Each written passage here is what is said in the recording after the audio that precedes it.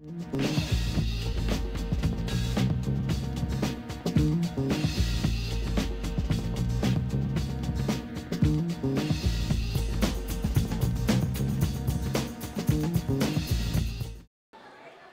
everybody, and welcome to Berkeley City College's Earth Week events.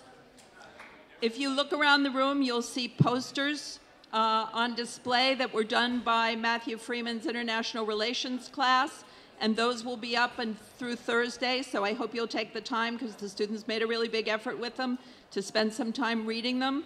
There are flyers and handouts in the back of the room on the table behind you. Please help yourself. We ran them for you, so you'll have things to read after the event. We're starting today. It's our first event, and we have several events also tomorrow, so please take a flyer. They look like this, so that you'll know what's happening tomorrow. There are 2 events tomorrow you can come to. So it's my pleasure, and I'm not going to take a lot of time because I want to allow Eric to have plenty of time to talk, to welcome Eric Holt-Gimenez from Food First as our first speaker to talk to us about the problems of food production and hunger in the world. And he can tell you whatever he wants to tell you in addition about who he is and what he does. So let's have a good round of applause for Eric. Thank you very much.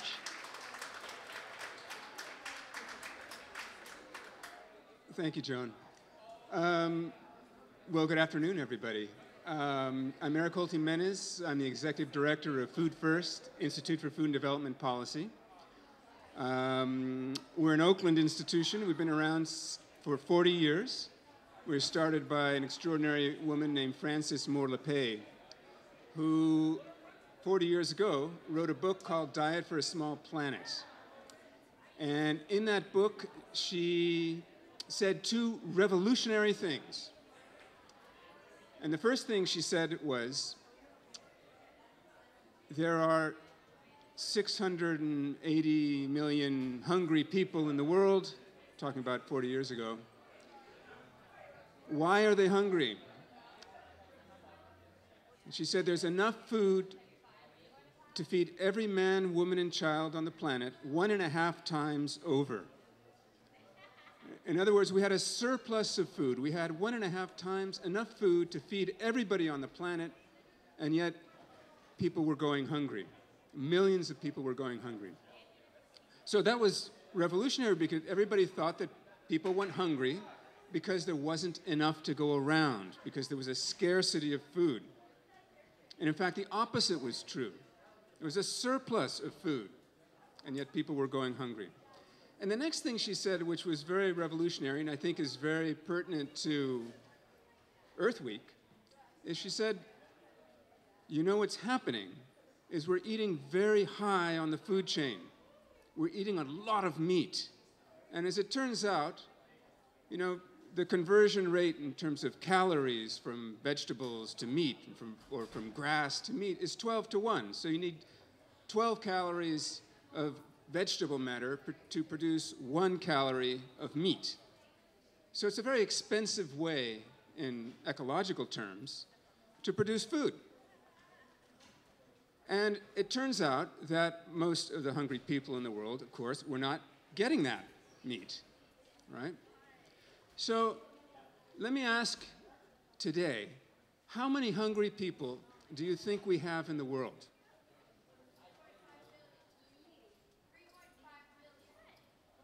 3.5 million hungry people in the world. Anybody else?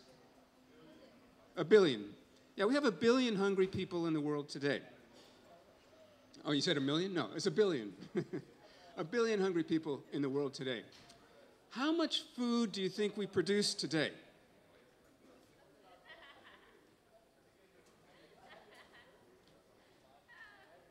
We produce 1.5 times more than enough food to feed every man, woman, and child on the planet. In other words,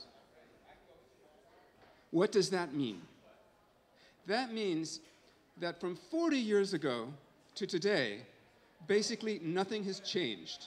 We overproduce food, and yet we have doubled the number of hungry people on the planet.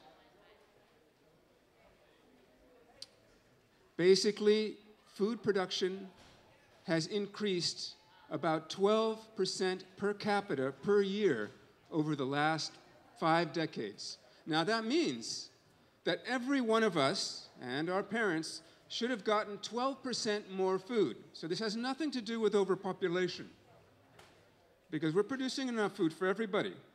We each should have gotten 12% more each year, right?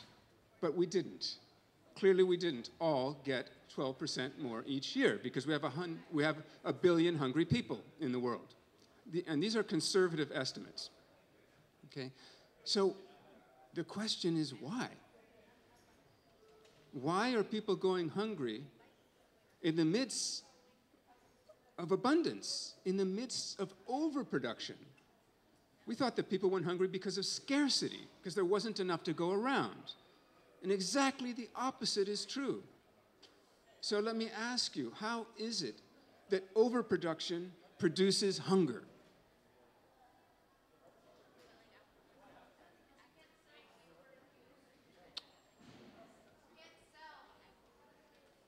You can't sell what you overproduce. You know, that's pretty close. Basically, people are too poor to buy the food which is being produced. So the problem is not that we don't produce enough food. The problem is that people are too poor to buy the food which is being produced. The problem is poverty. Now, who are the poor? Who are these people who are too poor to be able to buy all this wonderful food which is being produced? And I say wonderful, I'll put it in quotation marks, because we're going to talk about how it's not being produced so wonderfully. Where are they? Somewhere far away in sub-Saharan Africa? Somewhere in the depths of Southeast Asia? In the mountains of Latin America? They're outside. Right. You walk past many of these people when you come to class. In the United States today, 1 in 7 people are going hungry. They're food insecure. Now that parallels, this is in the richest country in the world that produces more food than any other country in the world except China. There's 1 in 7 people going hungry in the world today. So basically, the United States parallels the ratio of hungry people between our national ratio and the world ratio, right? So, who produces all this food? All this abundance? Yeah, farmers, yes, I know. Which farmers? Where are they? Where do they live? Shout it out. Who do you think produces all this food? California? Produce a lot of food.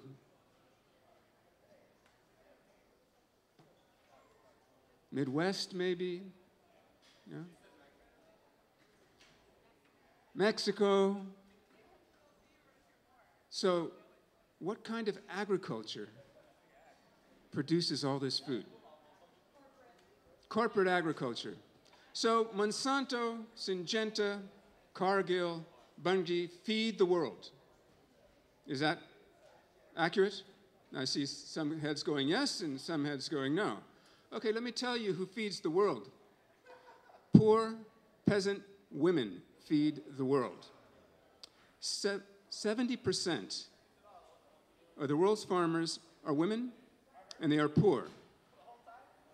And they produce over 50% of the world's food. So it's not Cargill, it's not Bunge, it's not Monsanto, it's not Syngenta, it's not John Deere. Now, who do you think, I already asked you this again, but now I'm going to ask you, who are the hungriest people in the world?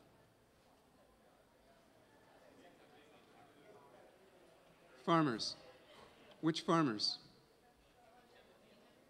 The ones who are feeding everybody. 70% of the world's hungry are women farmers, peasant farmers, and they happen to be the ones feeding the world today. Now, how can this be? How can they be feeding everybody and going hungry at the same time? I know this is, I'm supposed to be telling you, right? And I'm asking you for all the answers. You're going to think I don't know anything. Yes.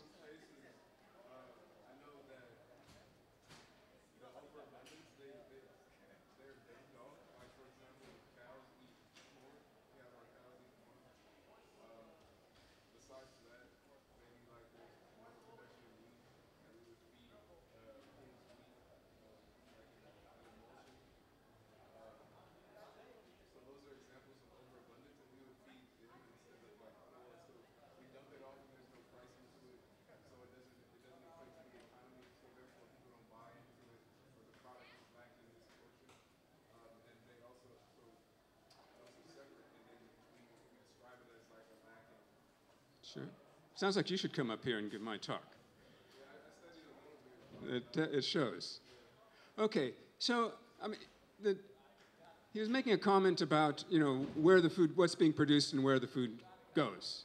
So all the corn that's being produced, it goes to cows in the United States. The corn which is produced in the United States, the field corn, it goes to cows, and it goes to cars in the form of ethanol. And they receive tremendous subsidies in order to produce this corn. But the corn produced in the United States does not feed one single hungry person in the world. You always hear about, the marketplace to the world, how we're feeding the world. No, we're feeding cars and we're feeding animals. We're not feeding people with this subsidized agriculture, which I don't know if you're paying taxes yet, but I'm sure you are indirectly. That's where your taxes go, is to overproduce this food, which then goes into the livestock sector. But to get back to the farmers who feed the world, the peasant women who feed the world, they work on very, very small plots of land. They don't actually produce enough for themselves, but they're poor. So when they get a harvest, the first thing they have to do is to sell it, because they need the money because they're poor. And what happens if everybody's selling their harvest at the same time? What happens to the price? It goes down. You flood the market, so the price that you're going to get on the market goes down. So they sell their product cheap. Within 6 months, they've spent that money. They have to go back to the market, and they have to buy their food. And then what do you think the price looks like? It goes up. And that's when they go hungry. So they lose control over their food. They lose control over their product. They get clobbered in the market. And then they go hungry. So this didn't just happen overnight. As I say, we've been looking at this for almost a half century now. This is what we call the corporate food regime. This is the regime which, even though it doesn't produce the majority of the food in the world, it controls the markets of the food in the world and ends up affecting everybody who eats and everybody who produces. Now, when I say corporate food regime, what do I mean? Well, think of all of the institutions and all of the rules which control our food. What might they be? I'm looking around at these displays here, and the answers, to a large extent, are on some of these displays. What would be a rule, a food rule, which ends up affecting food production and distribution and consumption worldwide? Can anyone think of one? A really big rule, a global rule. It affects production and consumption on a global scale. Think of a rule, a law. The U.S. Farm Bill. The United States Farm Bill is a farm bill and a food bill for the world. It basically determines the price of grain worldwide. Now, how many of you voted on the Farm Bill? Raise your hand. How did you do that? On the Farm Bill? No, you didn't. I didn't think so. No, we don't vote on the Farm Bill. In fact, we aren't allowed to get close to the Farm Bill. And if you've been watching any of the campaigns over the last couple of years to change the Farm Bill, and nothing has happened except for the Farm Bill to get worse, cutting food stamps and basically shifting over to this insurance-based subsidy program and whatnot, you realize that the Farm Bill is insulated by layers and layers of committee to protect it from any sort of democratic influence, like our votes.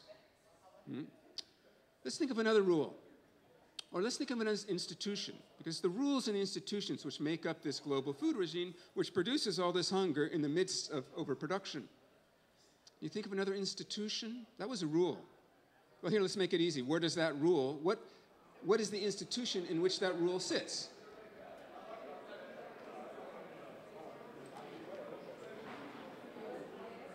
The U.S. Department of Agriculture, and it is a federal office, you're right. Okay, so the U.S. Department of Agriculture is another institution within the corporate food regime, right? Anybody ever heard of the World Trade Organization? Yeah, it's another institution. How about the World Bank? Yeah, it's another institution, right? These are the institutions that basically hold in place a set of rules around the world which determine who eats and who doesn't eat, which determine who gets paid and who doesn't get paid, which determine who gets to keep their land and who is going to lose their land. Now, it's not like they all get together in a cobble at night in some graveyard and decide. No, this is a system. That's why it's a regime. And the system basically runs on profit. It doesn't run on need. Some of you anybody study economics? What's the difference between need and demand? Sometimes demand can be larger than, or less than the need. Like, if people don't have money to buy something, then the demand is very high, but people might need that anyway. Very good, yes.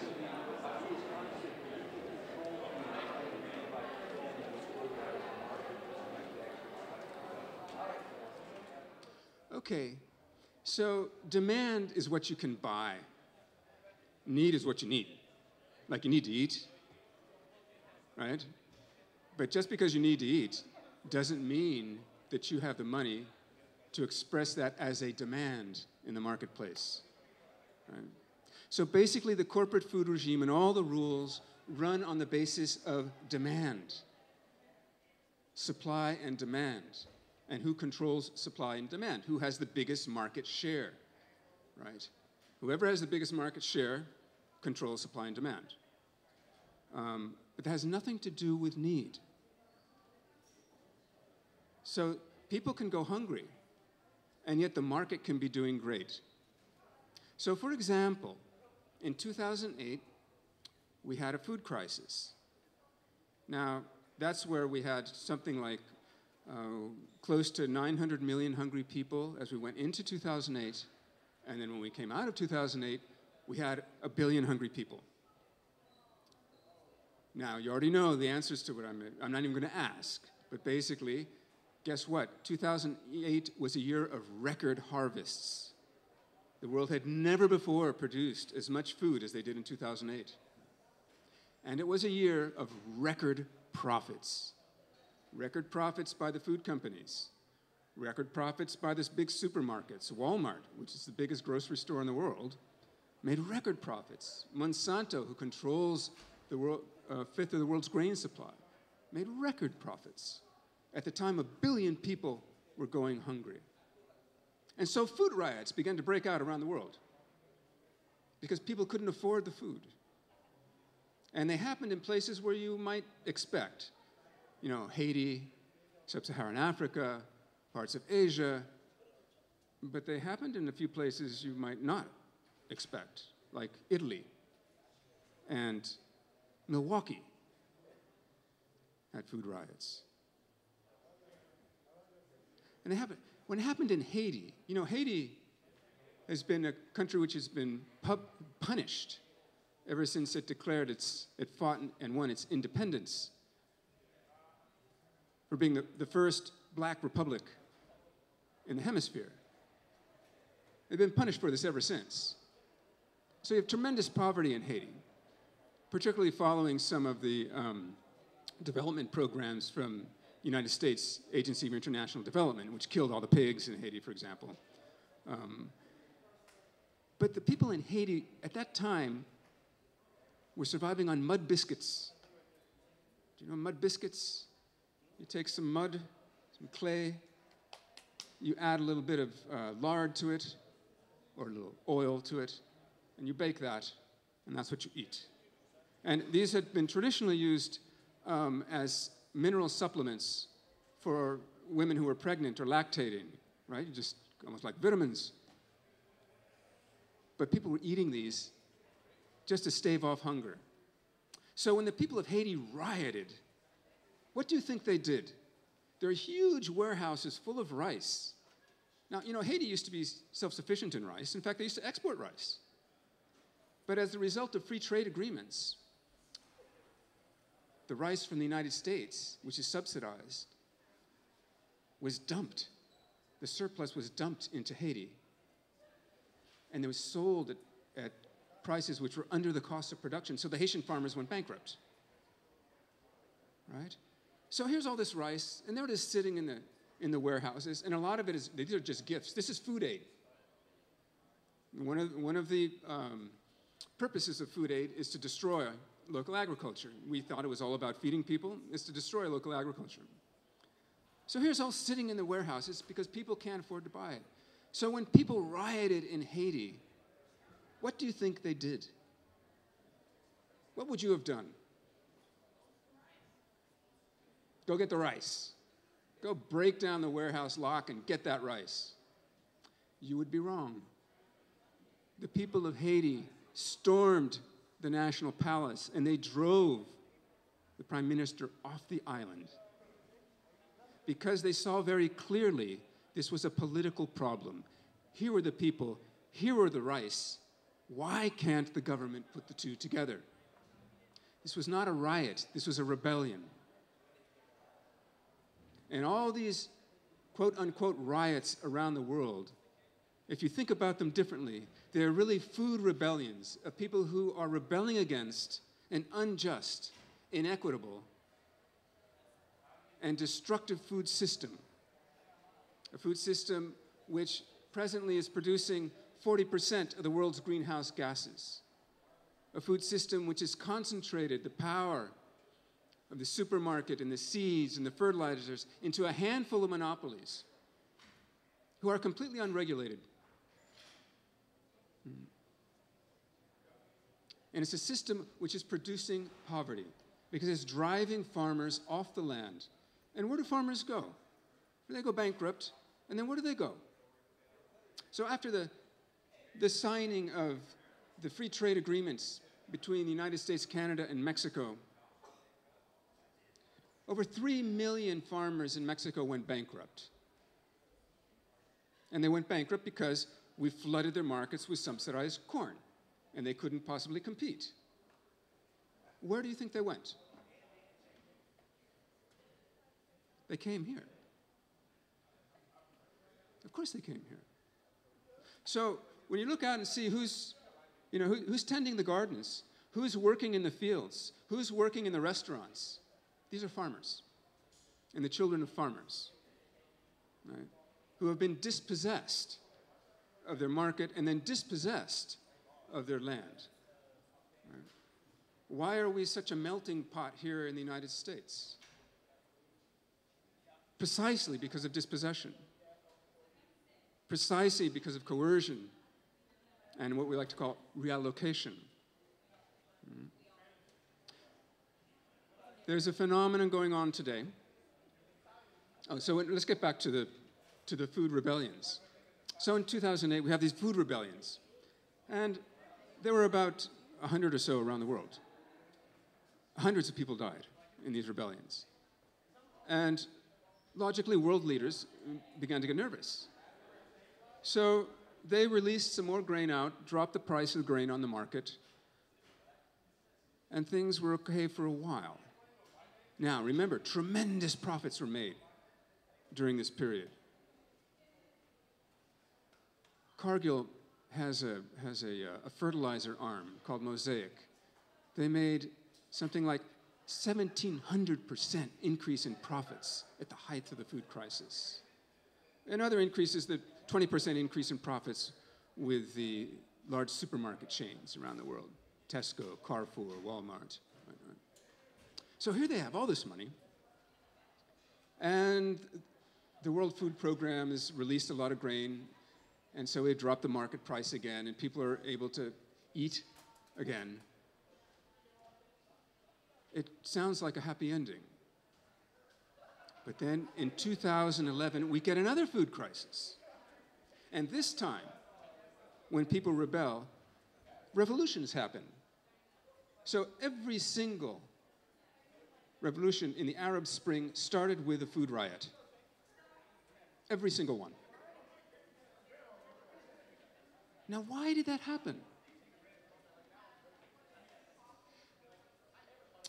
Let's do a little thought experiment here. What did they do, all these corporations, these monopolies, do with all of their profits? They invested it to somehow continually manipulate legislation over again.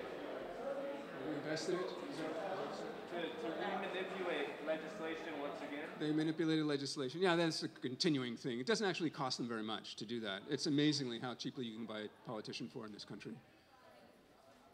Yeah, what do they do with all that money? Where'd the money go? They made more money with it. You're half right. So we get the world recession. And suddenly, they don't know what to do with their money because no one's buying things. So they don't know where to reinvest it. So they have what's called a crisis of accumulation. So what might that be? Let's pretend I'm a bank. So here I am, the Bank of Eric. I don't know, there's maybe 30 of you out there. And each of you has $1,000. And you all invest your $1,000 in the Bank of Eric. Well, I'm really stoked about that for about 30 seconds. And then what have I got to do with that money? I got to reuse it. Why?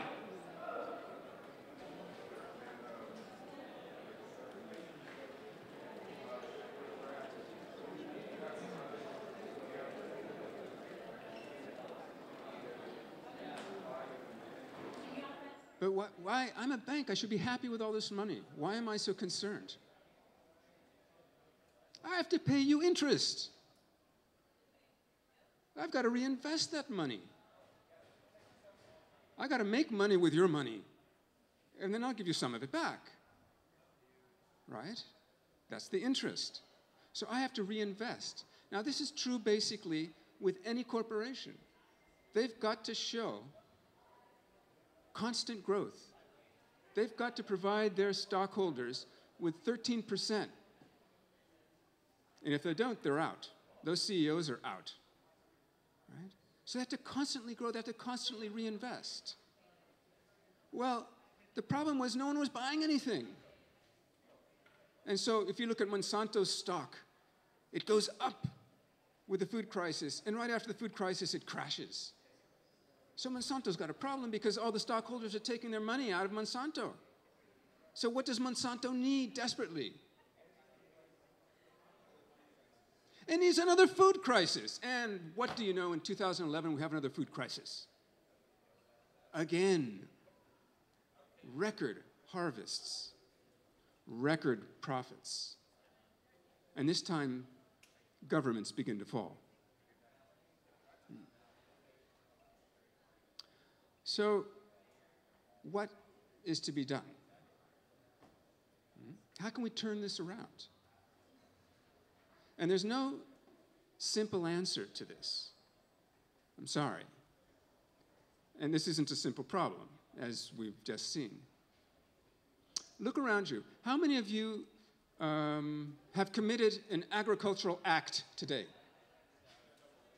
One hand, two hands, three hands, 4, 5, 6. What did you do? Somebody. She watered her kale. Somebody else, just shout it out. Shout out what you did, your agricultural act. Made compost. All right, so I'm pretty sure with this crowd that all of you have eaten today. That is an agricultural act. Now, not exactly the same as what the farmer did. But basically, we're part of a food system. Okay, so given that, who's changing the food system here? Raise your hand. Someone's changing it. Well, I mean, you could still be, you know, just eating the same old stuff and from the same old monopolies and same old processed food, filling up your veins with, you know, basically kind of building up your heart disease quotient and filling up with cholesterol. And, you know, the bad food is cheap. The good food is expensive. We subsidize the bad food, right? It's up to you to buy the good food. Dig down deep and buy that good food. Yeah.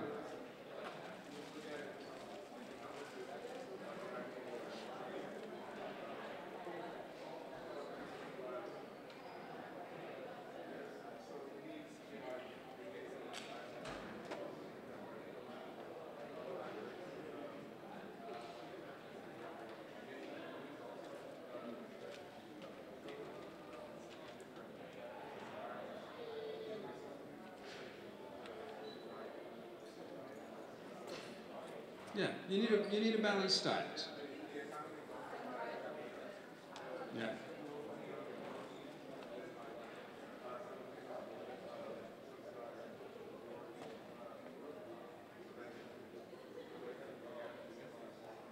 Okay, unfortunately, you're not being picked up by the mic and stuff, so you just need a quick, you can't do a lot of explaining.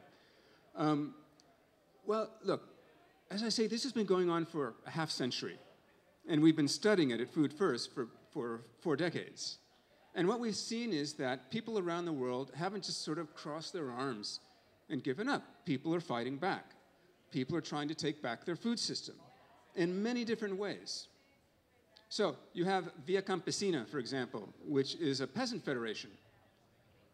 Over 2.5 million families belong to Via Campesina around the world. And they're fighting to keep their land. And they've put out a call for food sovereignty. Now, it's not food security. I talked to a friend in Oakland who's now working on an urban farm in Oakland called Dig Deep. And I asked him about food sovereignty and food security. He said, hey, man, I can be food secure in jail. Food sovereignty is I grow my own food. I control my food. I control my diet. I know what my little girl is going to eat. And the people in my community look up to me because I'm helping to provide food. So food sovereignty, the difference is control. It's the political difference.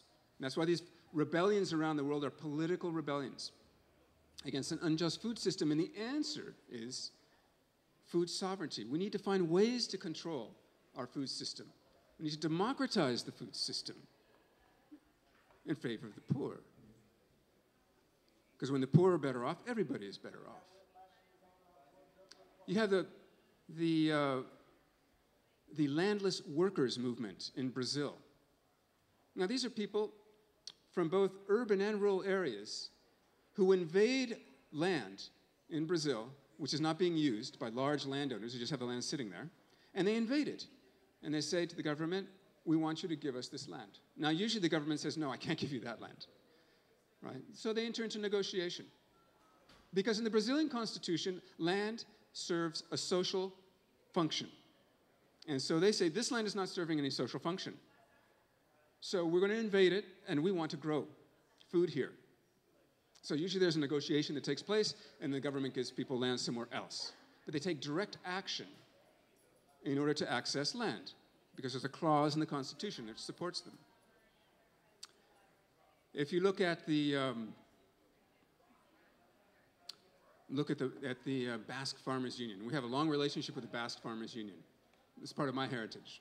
So the Basque Farmers Union basically sets up CSAs, community-supported agriculture. And what they've figured out amongst their members is that it takes about a hectare of intensively farmed land, which is usually like a small family farm, to feed 30 families with these baskets. Every week you get a basket of food. So amongst the farmers of the union, they've divided up these CSAs, right? These groups of consumers amongst the farmers of the union. So each farmer gets 30 consumers, right? And they provide food for those consumers because the price of food is going higher in Europe. And people want to get their food directly from the farmers. Cut out the middleman. Make sure the food's organic. I want to know where my food's coming from. Turns out last year, they do a lot of work in greenhouses. One of the greenhouses blew down. There were tremendous winds coming down from the Pyrenees. One of the greenhouses blew down. And so the farmer was like, I've been ruined. And 30 people who depend on my food, now can't get this food. Well, had that happened in the United States, it would have been, tough luck. Stuff happens. But because it was the Basque Farmers Union, because they take a position on food sovereignty, they said, oh no, look, every other farmer is going to contribute a basket. We need 30 more farmers to contribute a basket every week here. No big deal, one basket each. So that these 30 consumers can eat, and so this farmer doesn't go broke. And then on weekends, the consumers and the farmers showed up and they rebuilt the greenhouse. So when you take back control of your food, you're actually taking back control of your community and your society. And you're taking that food dollar and you're keeping it in the community where it can recycle 2, 3, 4, and 5 times. There are studies on this. And it contributes to employment, to other businesses. It contributes to the local economy. So, how can we rebuild the East Bay? We've been devastated by the recession. We're still not coming out of it. They're coming out of it over in San Francisco. They're coming out of it over in Silicon Valley. They're doing great. We're not doing so good over here. How are we going to rebuild our economy? We'll start with the primary sector. Start by growing food. Start by selling it in the community. Start by keeping that dollar. Do you know that over $50 million a year in food dollars float out of Oakland? They're gone to corporate coffers far away. So what if we kept that $50 million in Oakland? Right. That would benefit all of us. I know I'm in Berkeley. But in terms of the East Bay, if we kept that food dollar in our communities, these communities could look a lot differently. And of course, people are working on this. We have the Berkeley Food Policy Council, made up of citizens who are trying to change the rules and the institutions at the local level so we can keep that food dollar in the community, so everybody can have access to healthy food, so that the food system can become a source of employment, so we can distribute the wealth of the food system. Do you know the food system in general is something like a $6 billion a year system? It's a lot of money. We need to see more of that money in our communities.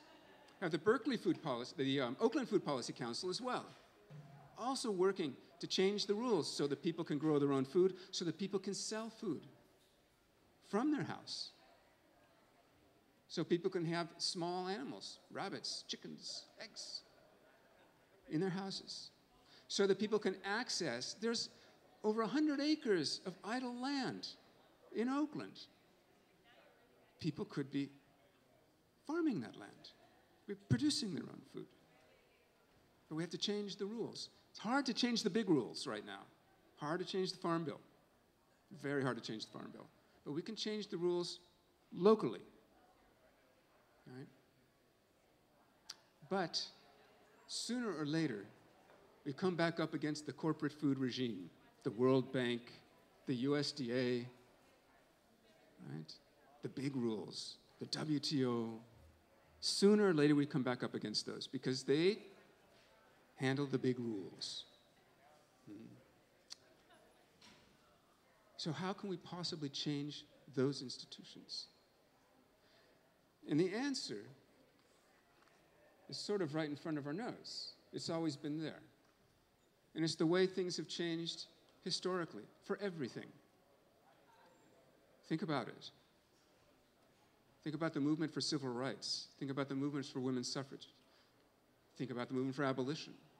These are all movements, social movements. It's from social movements that we get political change. Otherwise, you will never create the political will amongst the politicians to make the change. So unless the social movement can create political will more forcibly than the corporations can buy political will, we won't get change. So politicians have to think twice. Okay, well, I'm going to vote for this farm bill, but ooh, I'm going to take a big political hit if I do this. Maybe not. We've got to make them get to that point where they think twice before they put our food system in the hands of monopolies. But it won't happen unless we have a strong, powerful food movement. And that's true around the world. So it's growing in the global south with Via Campesina and others. It's growing in this country too. But I would say the food movement in this country has some challenges. And one of the problems with the food movement in this country is that it's very elitist. All the airtime gets caught up by people who can afford food, afford the best food. I mean, you know, people from other countries come here and like, God, you guys talk all the time about food. You know, what all this food business? You know, all this designer food and, you know, all this organic food and all this local food and all this authentic food and on and on and on. You know, I just talk about food. It's true. It's not solving the food problem, though, is it? We still have 1 in 7 going hungry, don't we? Those people we don't hear. The people who really need the food, the people who are dying from diet-related diseases, we don't hear too much from them. And the reason is pretty obvious. I mean, the reason is racism and sexism. This food system was built on the backs of people of color and continues to be so today. It's a racist food system. So if we want to come together as a food movement, the first thing we have to do is to address racism. We have to address racism in the food system.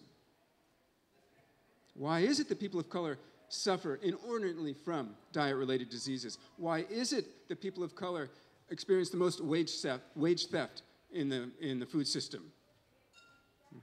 Why is it that the people of color make the lowest wages in the country, in the food system? So we have to address racism in the food system, but then we have to address racism in the food movement as well. That means, I think, that what we have to do is address racism in our own organizations. We have to address racism, internalized oppression, and white privilege within ourselves. Because if we don't, then we'll never get past those things which separate us. And if we don't overcome these things which separate us and divide us, we'll never be able to build a strong food movement.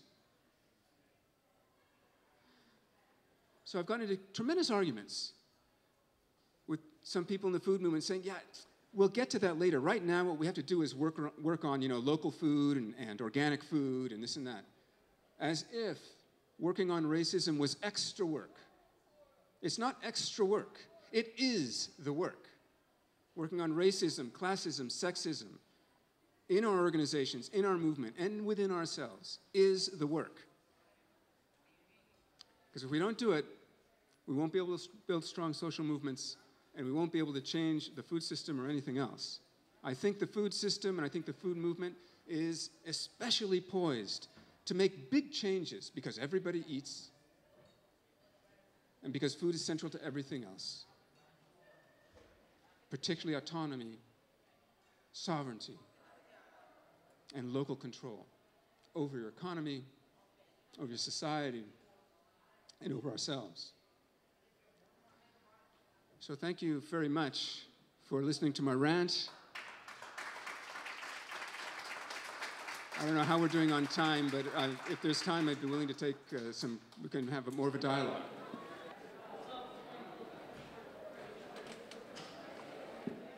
Yeah, so at what point will all this organic food become affordable for everybody? Well, it's very difficult because farmers have to make a living. Right now, farmers only get about 17 cents on the dollar, the food dollar, goes to the farmer. All the rest goes to middlemen and women, right? So the first thing we have to do is to eliminate the middlemen and women. And people are doing that by joining CSAs, community-supported agriculture groups, so that you pay in and the farmer gives you the food. And you pick up once a week. It means changing your habits a bit. It means cooking. Many people have to learn how to cook. You have to find the time to cook, right? So that's the first step, I think. Growing your own food, even if it's a little bit. Grow a tomato plant. Have some really good tomatoes. You know? Get some of the compost from the city of Berkeley, right? There's an extraordinary woman, she's still alive, in Detroit, named Grace Lee Boggs. And you should all Google her. And Grace Lee Boggs has been a human rights activist and a labor activist all her life. And she says, you know, when you don't know what to do, plant a garden. Plant a garden. That's a good place to start. Question? Okay, so the references to the GMO labeling campaigns, which are basically to force the food industry to label our food, whether or not it has genetically modified ingredients.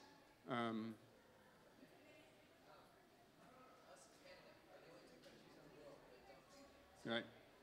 So that we come in basically the same as most of the rest of the world, right? There have been a number of campaigns, and they've been outspent by industry, particularly the Grocery Manufacturers Association. I mean, like, outspent 10 times over, you know, just amazingly outspent. And yet, these are very close races each time. Very, very close. And the industry is terrified. And what you have to realize is things just don't happen overnight, that this is a groundswell. It starts in different states, and now it's another state, and another state, and another state. And the industry now is going to the federal level to try and preempt what the states are trying to do and see if at the federal level we can introduce legislation which would make GMO labeling voluntary, right? So I think we also need a nationwide campaign against that particular legislation. We're very close, and the industry knows it. So this is a battle. And it might look like we're losing, but in fact, it's the industry which is continually losing ground and having to spend more and more. And it's becoming uncontainable because it's breaking out all over the United States. Well, you have to remember about the food movement, about the food system. If you don't remember anything else from my talk, please remember that this food system is a capitalist food system. Don't ever forget that. It's a capitalist food system. So, the good news is, we already know the bad news. I told you all the bad news. The good news is that we know how capitalism works. We've been studying capitalism for a couple hundred years now. Capitalism always goes through two phases, historically. It goes through a phase of reform and a phase of liberalization. Liberalization, that means that markets are liberalized, right? It means that all control and all regulations are taken off the market. And then what happens is that the market basically concentrates into the hands of a few monopolies who destroy, if they were allowed to continue indefinitely, would destroy both society and the environment and the basis for capitalism itself. So always in the past, what's happened is after a period of liberalization, a period of reform comes in. Now, the period of reform doesn't come in just because capitalists say, oh man, I think we went too far, better pull back. No, the period of reform comes in because social movements force reformers to reform. So usually there's a period of tremendous liberalization, then there's a big crash, and then all hell breaks loose, and society begins to organize for reform. That happened after 1929, and it's happening again today. And the reason I tell you this is that I just want you to know there are two things. One, history is on our side. This period of neoliberalism, all the free trade agreements and all the privatization of everything cannot go on forever. And even the capitalists know this. The monopolies know this. They're just trying to get as much as they can before it's over. And the other is, if reforms come in, we have to ask ourselves, are these just going to be reforms to prop up the system? Or are these going to be transformative reforms, which put us on the road to transformation? Okay. I want to thank Eric again. I want to remind you there's information on his organization, Food First, on the table in the back. There are yellow brochures, which we want you to take to read articles on a range of issues on the environment. I want to thank Dwayne and the custodians for the setup work. I want to thank Vincent and the IT staff for doing the sound system for us, Matt's class for doing the displays for us, and especially Eric for giving his time to us. And I hope this will be the first of many visits to Berkeley City College. Remember, tomorrow we have a guest from 350.org to talk about the Keystone Pipeline and fracking. Same place, same time tomorrow.